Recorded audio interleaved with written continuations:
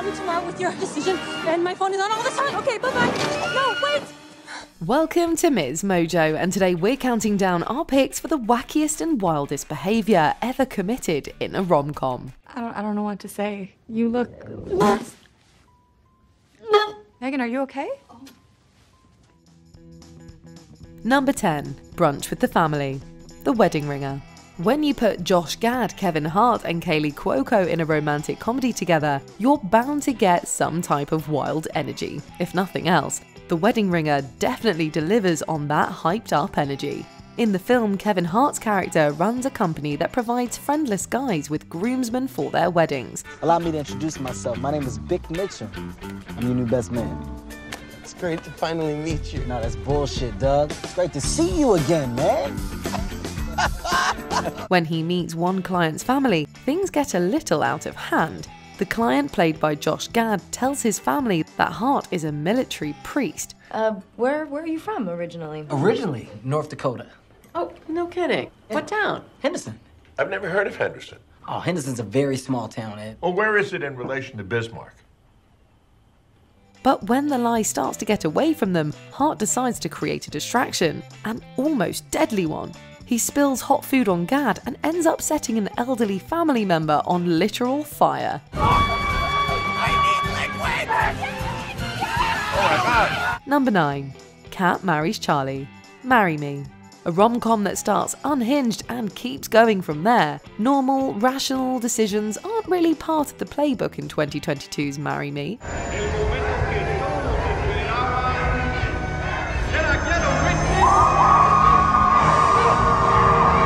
When pop star Kat Valdez, played by Jennifer Lopez, finds out that her fiancé has cheated on her, she makes a somewhat rash choice. While on stage at a concert, she sees a man, played by Owen Wilson, with a sign in the crowd that says "Marry Me."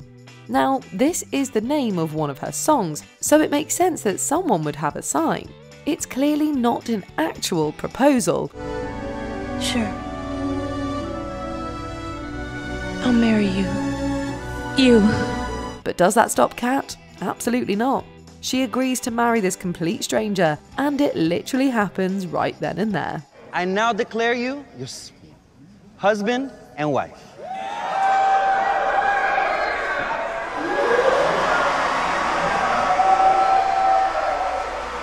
Number 8. Age difference. 13 going on 30. With a premise like this, things are bound to get a little wonky. When 13-year-old Jenna Rink wishes that she was 30 after a disastrous birthday party, her wish comes true. Trouble is, while her body may be 30 years old, her mind is still very much stuck as a preteen. While out with her friend Lucy at a bar, Lucy encourages Jenna to go hit on a guy. Jenna gets up, but does she walk to the fully grown man? Absolutely not. Instead, she walks over to a young boy and proceeds to flirt with him in the most awkward manner possible.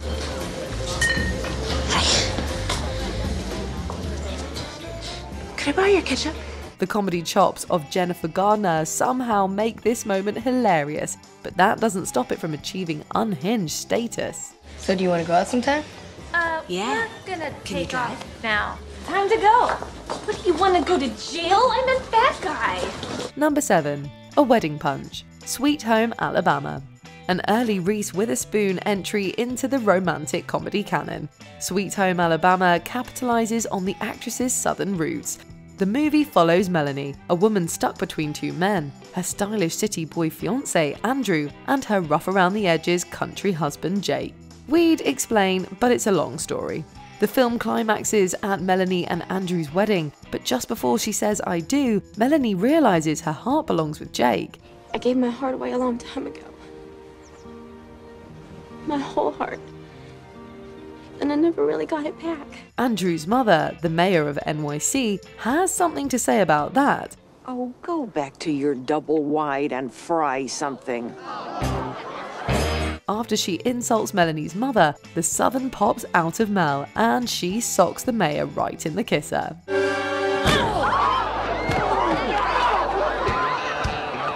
talks to my mama like that. Number 6. The Eagle. The Proposal.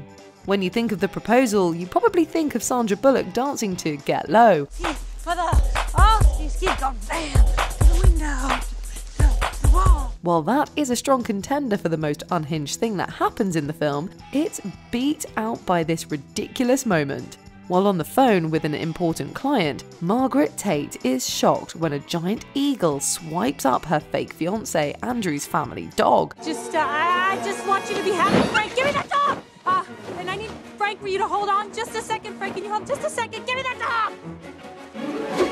Come on. Oh. Margaret saves the dog, but when the eagle gets hold of her cell phone, she changes her mind. The image of Sandra Bullock running around waving a dog in the air as she tries to persuade the eagle to trade her pup for phone is something that has stayed with us since 2009. Is that cute or what? I know. Hey guys, have you seen She's playing with Kevin. We thought she didn't like him. Number 5. Hair gel. There's Something About Mary. If there's one indelible image from There's Something About Mary, it's got to be this one. Now, other bonkers things happen in this movie, such as bathroom mishaps and ridiculous dogfights, but Cameron Diaz's special, hair gel is the thing that never leaves our mind. What is that? On your ear. When Ben Stiller's character somehow gets a very personal body fluid on his ear, Diaz mistakes it for hair gel. In a completely disgusting move, she decides to take some for her own. Great. I can use No, you don't have to. You don't. I just ran out. The best thing about this scene is how completely seriously Diaz takes such a preposterous turn of events. She plays it completely straight while the rest of us are truly flabbergasted. So when you say killer, you mean He's a murderer. Yeah. like an actual convicted murderer? He killed people. Number 4. Poker Night. How to Lose a Guy in 10 Days. There's nothing more deserving of our laughter than a love fern.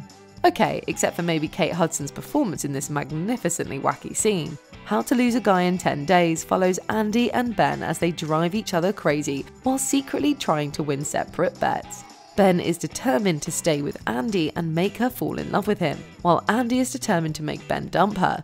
I better get going. Take care of our love fern, honey.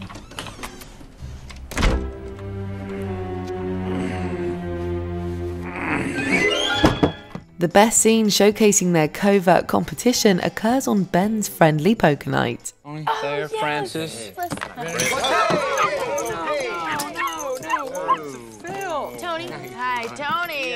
Andy makes it her mission to make the night miserable, including famously crying over a plant. Watching Ben put up with the madness is endlessly entertaining. You let it die! You gonna let us die?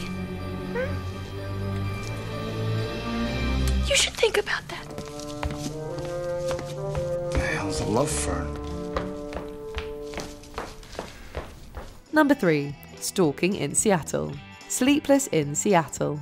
The scene most often associated with Sleepless in Seattle comes at the end, when Tom Hanks and Meg Ryan meet atop the Empire State Building. It's like we go into a sort of trance. It's you. It's me. I saw you in the street. Are you Annie? Yes. The moment is so effortlessly magical, we forget all past transgressions, including one fairly significant one involving stalking. In the middle of the film, Ryan's character Annie flees to Seattle where Hanks' character Sam lives. This is where I belong. Just the sound of your voice, the light in your eyes, we're so far away. Does she approach him? Absolutely not. Instead, she creepily watches him and his son from afar, never introducing herself once.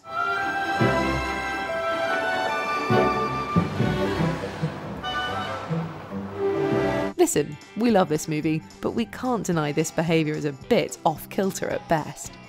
Number 2. Food poisoning. Bridesmaids.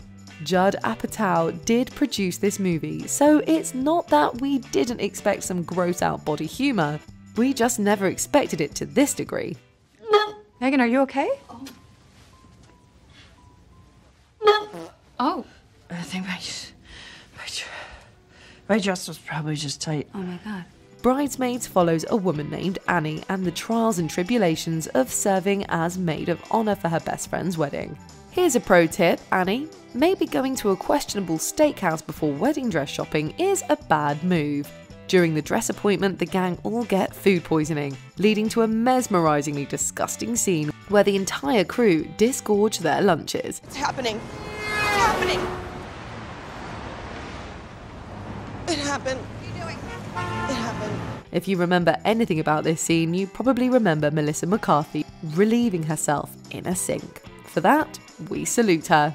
What did we eat? Oh, sink's a goner. What are you doing? It's coming out of me like lava.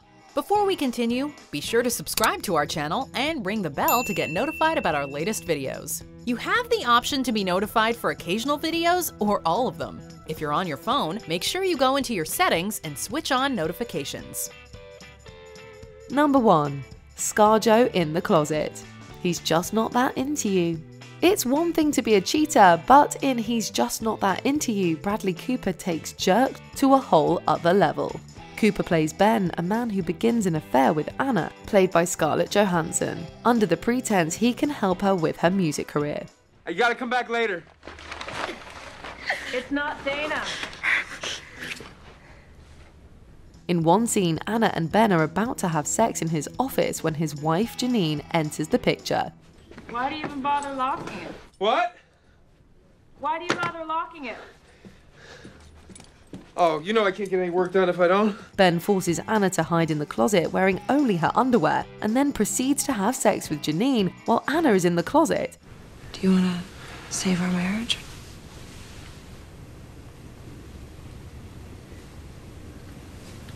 Of course. It's probably one of the most despicable things a man has done in a rom-com, and so unhinged we can barely believe it.